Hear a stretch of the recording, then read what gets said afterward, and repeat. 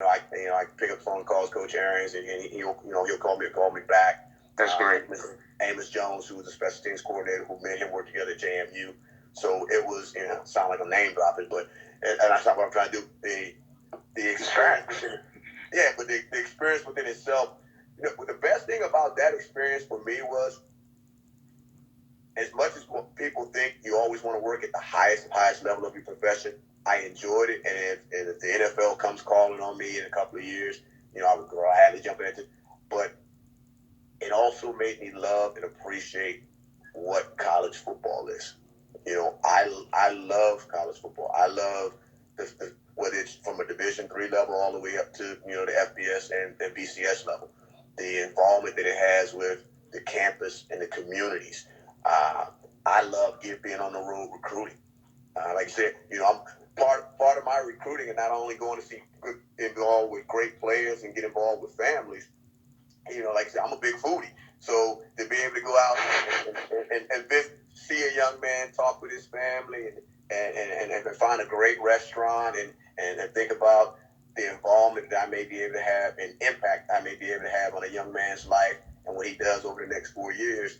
Because for me, one of the things that literally was telling a young man this on the phone last night, I have never been a college recruiter that just went after the student athlete. When I recruit the family. I want to talk to moms. I want to talk to big brother. I want to talk to little sister. If a family is fragmented, mom and dad not living in the same house, I'm going to get to know both parents, because that's important to me. That's important to who I am as the core person that I am. So that was, and I'm not saying that none of the NFL coaches have that type of involvement in their players' lives, but that's so much of a hardcore business. That's what separates the great from the good. You have to be able to be a manager of people as well as know the X's and O's. So it's a combination. Right. Like I said, that weekend, I wanted to have 10 days, but I worked with, Hines Ward. He's one of the best of the best. But he wasn't there. It was contract negotiated. I feel you. It's a business. To hear the money, that was also interesting to hear the players interact from the business standpoint and the money aspect of it. And, guys, doing training camp, guys that was trying to take care of their little training camp checks, and the guys that was gambling it away. That's like, woo. That can go fast. That's different. And then you got to go out there and try to remember a playbook about this thick for one or two roster spots. It's different, man. That's different. Yeah. Well, I know we have the NFL draft coming up, but I'm not sure how much. I know you're a busy guy, so I know you probably don't get a chance to watch as much as you like. But I know the draft is coming up. I've been doing a little preview show here and there.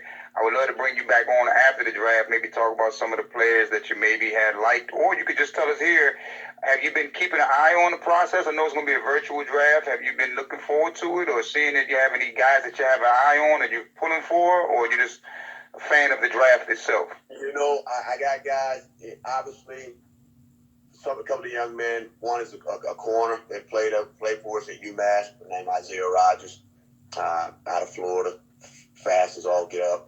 I think he has the ability to play on the next level. That's probably the only young man I can flat out say, honestly, I'm rooting for. Okay. I root for everybody that's trying to pursue on that next level. That next level is hard. That next level is business. That next level is 53 spots for 32 teams. And it's difficult. And there's a reason why. Or maybe the practice squad, huh? Yeah.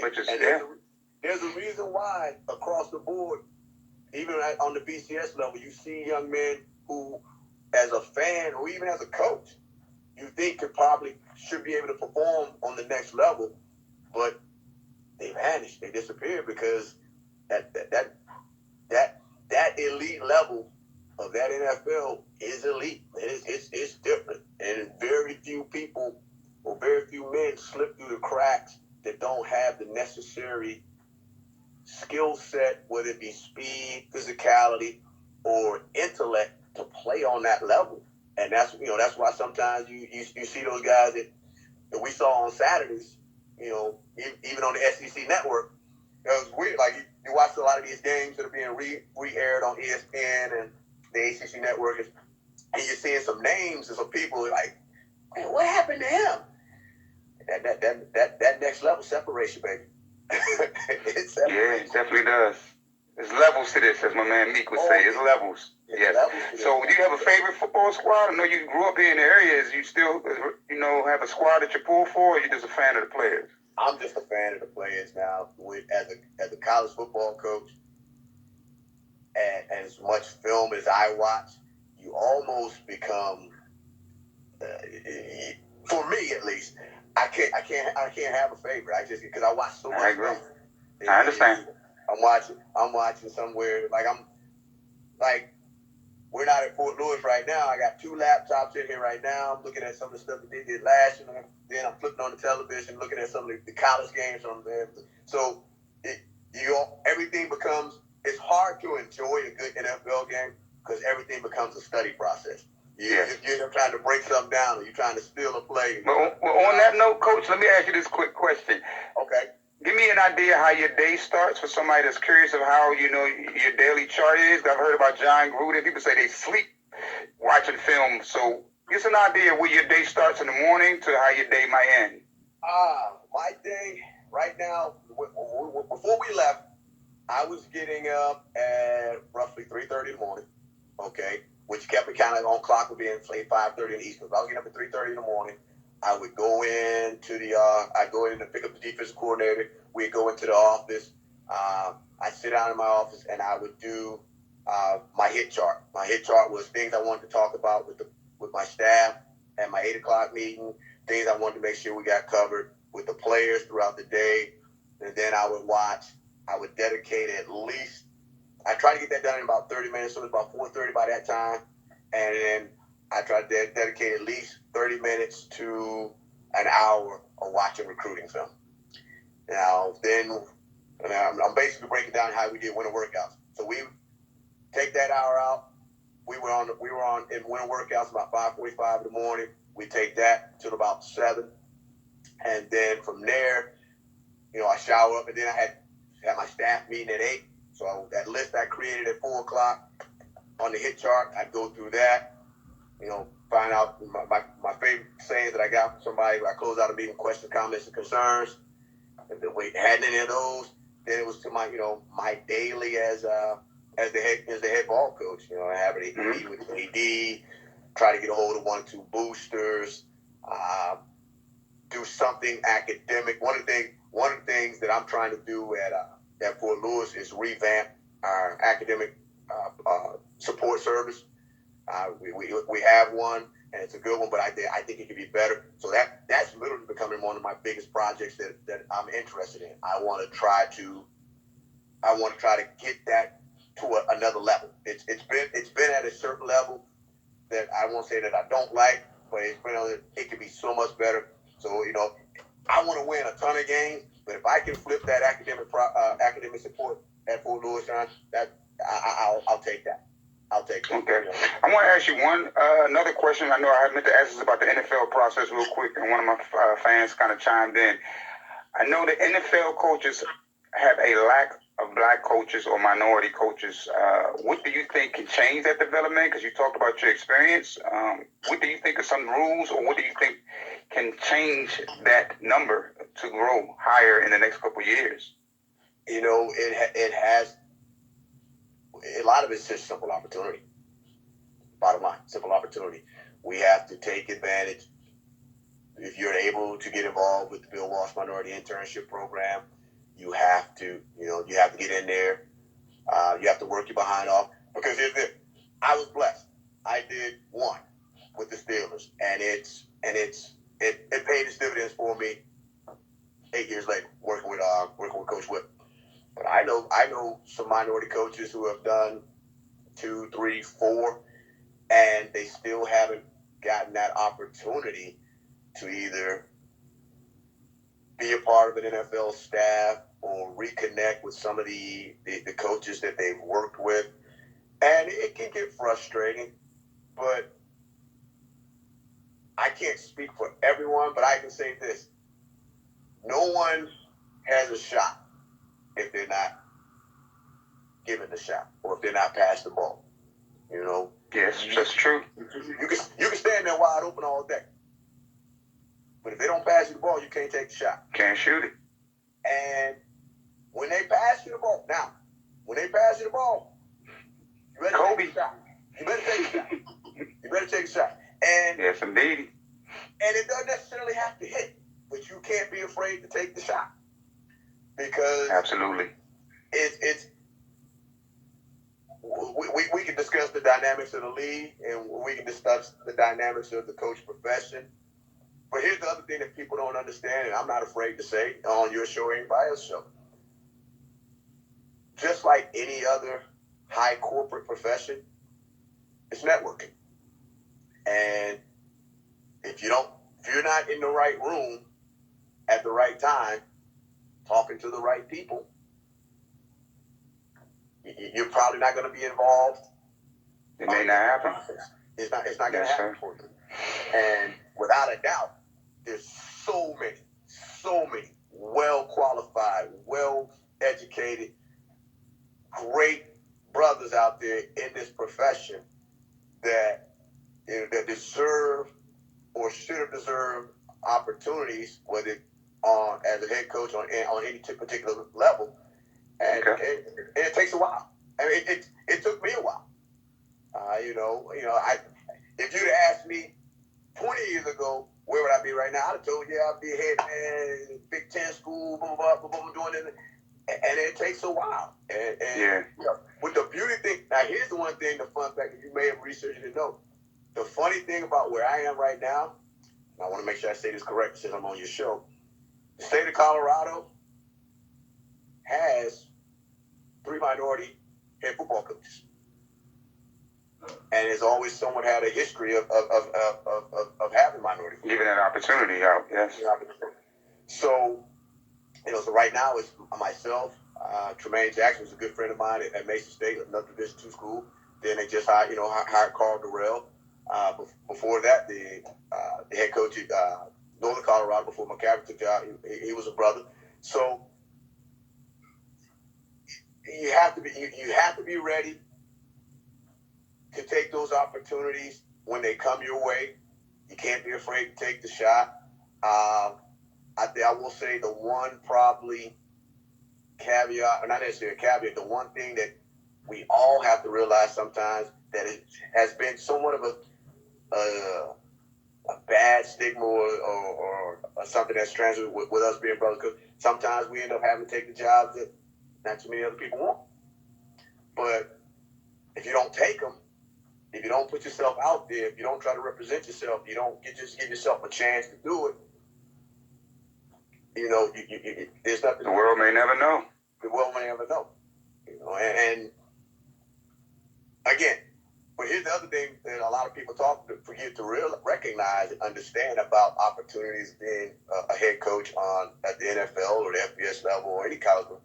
There's some guys, and for as many of us that are, brothers that are in the coach profession, there are a lot of them who don't want to be a head coach. And that's the other thing that people don't understand. There are guys who enjoy being the great position coaches that they are. The interaction, the recruiting, the things they do, mastering their position. There are guys that enjoy being the coordinators, just calling their defense, calling their offenses, handling things. Because one of the things that when you step into the chair of the head coach, no matter what level, you're dealing with so many different things that you thought you were prepared to deal with. Yeah. And all of a sudden, you got somebody saying, here's the button. When they give you those keys, you got to be ready to drive the van. I want to talk to you a little bit about your staff before we go. I enjoy everything we talk about, man. I got to have you on again once the season gets going. Okay. But I want to talk to you about your staff a little bit before we go. If anybody you want to shout out, also tell us about anything that's going on at the university or where people can follow you to make sure they stay updated on what's going on through the serious times as well as just throughout the season. Well, to stay up and follow with me, I'd ask that anybody follow us on fortlewis.edu. There's the school web page and obviously football. My Instagram handle is DGS_for you. I mean, excuse me, that's my Twitter. My Instagram is coach_ Darrius G. That's how you can follow me, keep track of me. I appreciate all the followers and people that watching and won't watch. As far as my staff, one of the best things that I did as a staffing aspect, I didn't make a lot of turnover because I got there so late in the process. But I did a very good, thorough evaluation of everybody on staff. My guy that I named my assistant head coach, Jeff Nady, who had been the offensive line coach previously, he has helped me so much with my transition of just understanding the area, helping me, like I said, the bottom line of the books, how we do things from a financial standpoint, scholarship basis, things of that nature. So that was a great hire, and he had an NFL background, playing with the Falcons. He was actually played college ball at University of Nevada. He was the center left guard for Nevada when Kaepernick was quarterback there. So that was good. And then I got 3 young guys that have just cut their teeth in the coaching, and it's actually good that it's different because now I've always had 1 or 2, a student assistant or graduate assistant that I've had to kind of mentor through. Now I'm doing it with 3 young men. They all played at Fort Lewis and they wanted to get into the coaching profession, so I kept them as student assistants. And sometimes that's hard because people say you have to keep a staff that's not necessarily yours. But at the same point in time, I was given the permission to thoroughly evaluate them. They just weren't thrust upon me and saying, "Hey, you got to keep these guys." The best hire that I was able to do was the defense coordinator. Defense coordinator is a gentleman by the name of Ed Riffolato, who had been in and out of Fort Lewis on several different occasions because, again, a guy who loved the area. But we actually worked together at New Mexico Highlands University we worked together 3.5 years. And, he had run the defense there.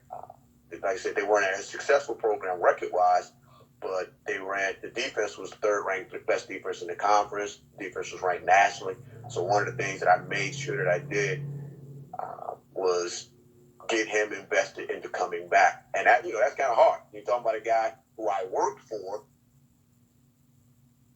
kept me going in this profession a good while because we worked together at Highlands. Then I worked for him again. He was at the University of Idaho, and now I'm asking him to come back and work for me.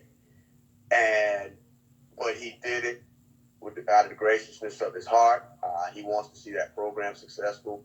He was a big reason for me getting involved with the program and getting through the red tape of what I need to know, how I need to know, things I need to take care of for the interview process. And like I said, we've been friends and comrades for over 20 years. I've known his wife, his daughters, 2 beautiful young. I knew them when they were kids. Now they're 2 beautiful young women with their own families of their own. So, and again, and it's weird because everybody was there. I talk family, and I'm a bachelor. but that's it's not about marriage. It's about the family process and the tradition. Based upon what you told me about that coach, I can see why he was one of your top choices, if not your top choice, because he sounds like he loves coaching, and that's what it's about. Yeah. So, it's like you got a great staff in place, man. I look forward to all the success that you have headed. I'm definitely keeping an eye on you, and I want to bring you back on real soon. I want to thank you for taking this time out, man. I know you got a few things to get back to. Yeah, I gotta see you staying safe. I gotta get on. So I want to take time out. Thank you for taking time out for me today, man. And I'll bring you back on real soon. I'm blessed, man. Thank you for putting me on your show. I mean, because this helps what I want to do. Like I said, I don't want to be just Fort Lewis to be just a little small school in the southwest corner of Colorado. And any type of national exposure that I can give the program, myself, the whole deal. We all in this together, man. We come a long way from hanging out in the commons area. Oh, you already know, bro. You already know. I already thought about you. Look, when you get ready to retire, man, you start that food show. You start that food traveling show, man, because I know you've been to a lot of places. So throughout the season, you might want to post a couple of little places and just go live and let us know where some of the best, some of the best restaurants in Colorado, man. I keep telling everybody, Guy Fiore took my idea. I've been doing that way before he was even on the air. Well, man, thanks for joining me. You already know, man. I'm blessed. I'm truly blessed, man. I wish you all right, man. Your deal. Let's climb in this. Absolutely. All right, there you have it, man. Fort Lewis College head football coach Darrius G. Smith. Thanks again, man. All right, one. All right, be safe. Stay safe. All right. Yes, sir. All right, man. I want to thank y'all for joining me here today. It's a great interview. Coach Smith, please keep an eye on his program and continue to see what he does in the future. And I'll gladly bring him back on to give you an update on what's going on with his team, his staff, and his players. So there you have it. Great show today. Sports Page Show. Have a good one. Stay safe. All righty.